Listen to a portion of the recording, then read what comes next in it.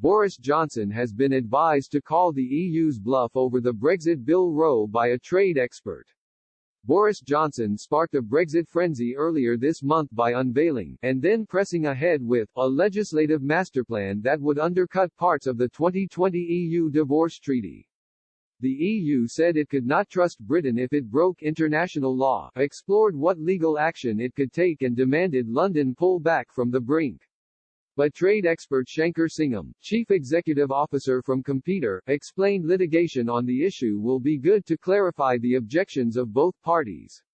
Speaking at the future relationship with the European Union Committee, Mr. Singham said, "I don't want to get hung up on this issue of who is in good faith and who is bad faith.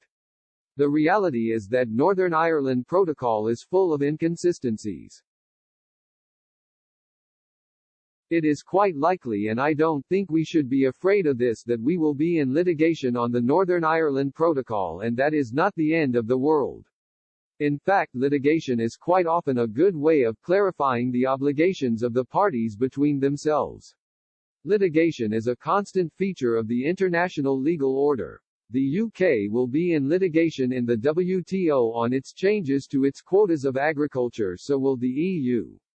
When asked on arrival in London before informal talks if he was optimistic about reaching a deal, EU chief negotiator Michel Barnier said, "I am determined." 4 hours later, the UK said it was determined too.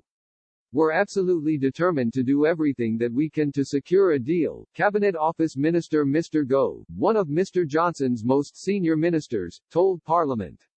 "No deal is in nobody's interests." The UK left the EU in January but under a transition arrangement remains a member in all but name until the end of the year, by which time it hopes to have clinched a free trade deal with the bloc.